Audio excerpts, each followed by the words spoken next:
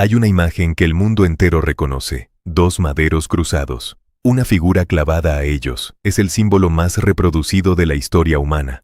Aparece en catedrales y en joyerías, en tatuajes y en museos, en los cuellos de cabezas de estado y en los muros de las favelas.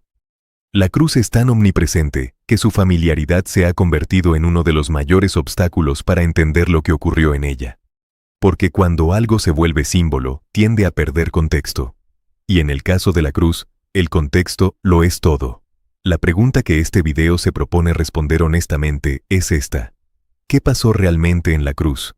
No el símbolo, no el resumen de una sola oración que aprendiste en la infancia. El evento completo, en su contexto histórico, en su marco textual, en sus dimensiones teológicas que el Nuevo Testamento describe con una variedad de imágenes que la mayoría de los creyentes nunca ha visto juntas en el mismo espacio.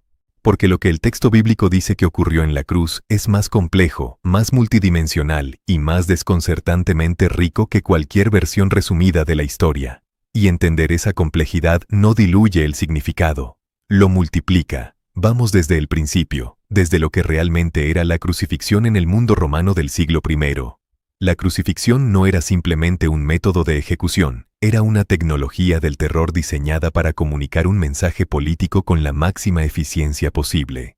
Los estudiosos de la historia romana del siglo I han documentado con detalle cómo el proceso funcionaba. El condenado era obligado a cargar el patíbulo horizontal, el stips, hasta el lugar de ejecución, generalmente después de haber sido flagelado, hasta el límite de la resistencia física. Los clavos atravesaban las muñecas, no las palmas, para que el peso del cuerpo pudiera sostenerse. La posición hacía que respirar requiriera un esfuerzo físico constante. La única manera de tomar aire era empujarse hacia arriba apoyándose en los pies clavados, lo que producía un dolor insoportable. La muerte llegaba por una combinación de shock hipovolémico, asfixia y fallo cardíaco, generalmente después de varias horas, a veces después de varios días. Los romanos la reservaban casi exclusivamente para esclavos, traidores y rebeldes, para los que se atrevían a cuestionar el orden imperial. La elección de este método no era aleatoria, era maximizar el sufrimiento físico, maximizar la humillación pública y maximizar la duración visible de ambos.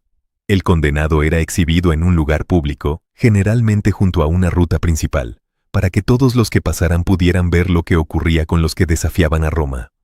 Era un mensaje político enviado en carne humana. Y el mensaje era este: el poder de Roma es absoluto, y cualquiera que lo cuestione terminará aquí, exhibido, despreciado, desnudo y sin nombre. El escritor judío del siglo I, Flavio Josefo, quien fue testigo de crucifixiones masivas durante la guerra judeo-romana, la describió como la peor muerte que existe.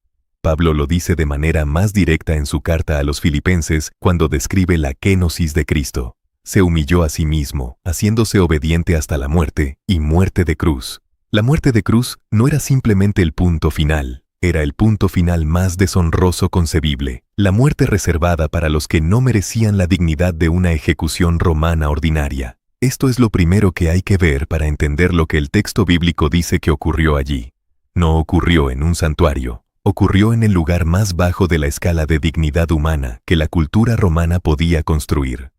Pero hay una segunda capa de significado que los lectores modernos suelen perder, lo que la crucifixión significaba para un judío del siglo I. Específicamente, la Torá, en el libro de Deuteronomio capítulo 21 versículo 23, establece una declaración que marcó profundamente la manera en que los judíos contemporáneos de Jesús entendieron su muerte. Maldito por Dios es el que es colgado en un árbol. Colgar el cuerpo de un ejecutado en un árbol o en un palo después de la muerte era, en la legislación hebraica, una señal de maldición divina, no simplemente vergüenza humana, maldición de Dios. Para cualquier judío que vio a Jesús morir colgado en la cruz, el veredicto teológico parecía claro y devastador. Es un hombre maldito. La cruz no solo destruía la credibilidad política de un pretendiente mesiánico, destruía, desde la perspectiva de la Torá, su credibilidad espiritual. Pablo cita exactamente ese versículo en su carta a los Gálatas, capítulo 3, versículo 13, y lo usa, no para negar la maldición, sino para explicar su función. Cristo nos redimió de la maldición de la ley, hecho por nosotros maldición, porque escrito está: maldito todo el que es colgado en un madero. El argumento de Pablo no esquiva la maldición. La abraza como el mecanismo mismo de la redención. Hay además un elemento que el texto bíblico introduce y que transforma la narrativa de la pasión en algo cualitativamente diferente a un relato de martirio: la voluntariedad. En el Evangelio de Juan, capítulo 10, versículo 18, Jesús dice algo que ningún mártir de la historia podría decir con credibilidad: nadie me la quita, sino que yo la pongo de mí mismo. Tengo poder para ponerla y tengo poder para volverla a tomar. Esta es una afirmación sin paralelo en la literatura de mártires de ninguna tradición. El mártir muere porque no puede evitarlo. Lo que el Evangelio de Juan presenta es a alguien que muere porque elige hacerlo y que enmarca esa elección como el acto central de una misión que comenzó antes de que la historia comenzara. La crucifixión no le fue impuesta desde fuera, fue el destino hacia el que caminó con los ojos abiertos desde el principio del Evangelio. El tercer elemento de contexto que transforma la comprensión de lo que ocurrió en la cruz es la cronología. El Evangelio de Juan, con una precisión calendárica que no puede ser accidental, describe la muerte de Jesús en la tarde del día 14 de Nisán, el mismo momento en que los sacerdotes del templo de Jerusalén estaban sacrificando los corderos pascuales. Juan lo había anticipado desde el comienzo de su evangelio. Juan el Bautista, señalando a Jesús con el dedo y declarando: «He aquí el Cordero de Dios, que quita el pecado del mundo». La muerte del Cordero Pascual en el Éxodo había sido el acto que liberó a Israel de la esclavitud en Egipto. La sangre del cordero aplicada a las puertas de madera había sido la señal de protección, y ahora, en la tarde del 14 de Nisán, mientras los cuchillos caían sobre los corderos en el templo, el texto de Juan implica que afuera de los muros de la ciudad, en el Gólgota, el antitipo del cordero pascual estaba muriendo al mismo tiempo. La tipología no es decorativa. Es el argumento central del cuarto evangelio sobre lo que ocurrió en la cruz. Y luego está lo que el texto describe que ocurrió durante las horas de la crucifixión misma. Mateo capítulo 27 y Marcos capítulo 15 registran que desde la hora sexta, el mediodía, hasta la hora novena, las 3 de la tarde, hubo oscuridad sobre toda la tierra. 3 horas de oscuridad en el día de la ejecución. El texto no explica el mecanismo, no dice si fue un fenómeno astronómico, meteorológico o sobrenatural. Lo registra. Y para cualquier lector formado en la tradición profética del Antiguo Testamento, la oscuridad en el día del juicio tenía resonancias específicas. El profeta Amós, capítulo 8, versículo 9, había descrito el día del juicio divino. «Haré que el sol se ponga al mediodía y cubriré de tinieblas la tierra en el día de luz». El lenguaje del juicio cósmico invocado en el momento de la muerte de Jesús. No coincidencia literaria, señal textual. Entonces llega el momento más teológicamente desconcertante de toda la narrativa de la pasión. Marcos 15:34 y Mateo 27:46. Jesús clamando desde la cruz en arameo: «Eloi, Eloi, lama sabactani», que traducido al español significa: Dios mío, ¿por qué me has desamparado?». La pregunta más perturbadora que cualquier figura del Nuevo Testamento pronuncia en cualquier punto del texto. Un lector superficial podría interpretar esto como el colapso de la fe de Jesús en el momento de mayor sufrimiento, un abandono desesperado. Pero cualquier judío del siglo I que escuchara esas palabras las reconocería inmediatamente. Son la primera línea del Salmo 22. Y el Salmo 22 no es un salmo de desesperación sin resolución. Es un salmo que comienza en la oscuridad más profunda y termina en la vindicación pública más completa. La pregunta de Eloi, Eloi no es simplemente un grito de angustia. Es una cita, y como toda cita, trae consigo el texto completo del que proviene. El Salmo 22 describe a un justo que sufre, rodeado de enemigos que lo dividen entre sí sus vestiduras y echan suertes sobre ellas, que lo rodean como perros, que perforan sus manos y sus pies, y termina con la promesa de que Dios no ha despreciado ni abominado el sufrimiento del humillado, ni lo escondió de él su rostro, sino que cuando clamó a él, le oyó. Jesús en la cruz está orando el Salmo 22, y en ese acto, el Salmo 22 se está orando desde dentro de su propio cumplimiento. A las 3 de la tarde, según los evangelios, Jesús pronuncia 3 últimas palabras que el texto registra en distintas versiones. Juan 19:30 lo registra con una sola palabra en griego, tetelestai, generalmente traducida como consumado es, o está terminado. Pero la palabra griega tetelestai no es simplemente una declaración de conclusión. En el mundo comercial grecorromano del siglo I, Tetelestai era el término que se escribía sobre una deuda cuando había sido completamente saldada. Era la marca que el acreedor ponía sobre el documento de deuda cuando el pago había sido recibido en su totalidad. Nada más adeudado. La obligación. Extinguida. Los lectores de Juan en el siglo I, muchos de ellos familiarizados con el mundo comercial del Mediterráneo, habrían escuchado esa palabra con una resonancia que los lectores modernos pierden en la traducción. Lo que Jesús declaró desde la cruz no fue simplemente que su sufrimiento había terminado. Fue que algo había sido completamente cumplido, completamente pagado, completamente ejecutado. La deuda, saldada. Y en ese mismo momento, el texto de Mateo 27:51 registra algo más. El velo del templo se rasgó en dos, de arriba a abajo. Este detalle, que los evangelios incluyen como hecho histórico, es uno de los más cargados de significado teológico de toda la narrativa.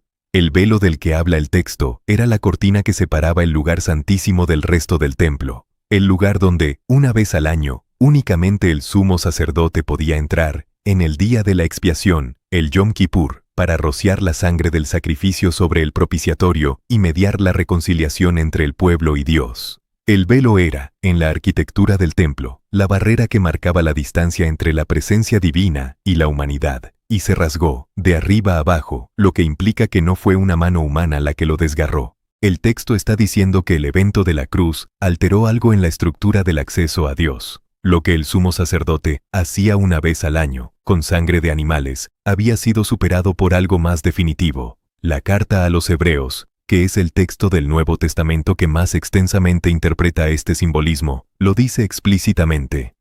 Jesús entró en el lugar santísimo de una vez para siempre.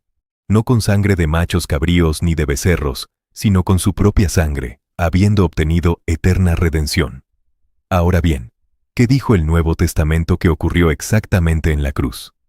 Esta es la pregunta más importante, y la respuesta más honesta es que el Nuevo Testamento no usa una sola imagen para describirlo, usa al menos 4 imágenes distintas, tomadas de 4 mundos conceptuales distintos, porque lo que ocurrió en la cruz era demasiado grande para caber en una sola metáfora. La primera imagen es la del sacrificio, el lenguaje de la expiación. Pablo en Romanos 3:25 usa la palabra griega hilasterion, el mismo término que en la Septuaginta designa al propiciatorio del Arca del Pacto, el lugar donde la sangre del sacrificio era rociada en el Yom Kippur. Cristo, dice Pablo, fue puesto como hilasterion mediante la fe en su sangre. El lenguaje del templo, del sacerdocio, del sistema sacrificial del Antiguo Testamento, aplicado a la muerte de Jesús como su cumplimiento y superación definitiva. La segunda imagen es la del rescate o redención. Marcos 10:45 registra las propias palabras de Jesús. El Hijo del Hombre no vino para ser servido, sino para servir, y para dar su vida en rescate por muchos. La palabra griega es litron, el precio pagado para liberar a un esclavo o a un prisionero de guerra.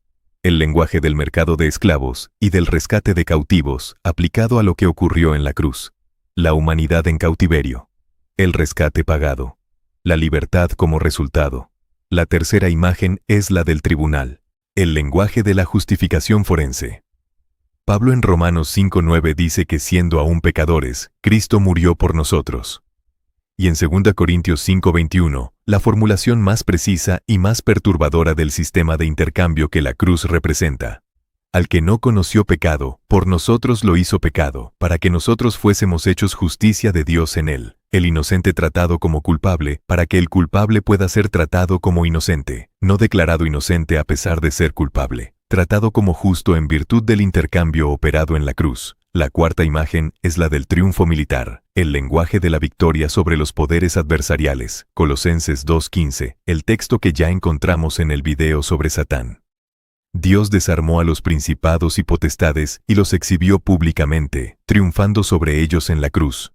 El verbo griego es triambeuo, el desfile triunfal romano, donde el general victorioso exhibía a sus enemigos derrotados, encadenados ante la ciudad. Lo que parecía ser la derrota de Jesús era, en la perspectiva del Nuevo Testamento, la exhibición pública de la derrota de los poderes que habían mantenido a la humanidad en cautiverio. Christus Victor. Cristo, el victorioso. No a pesar de la cruz. En la cruz. Existe un quinto ángulo que algunos teólogos añaden y que el texto también sostiene.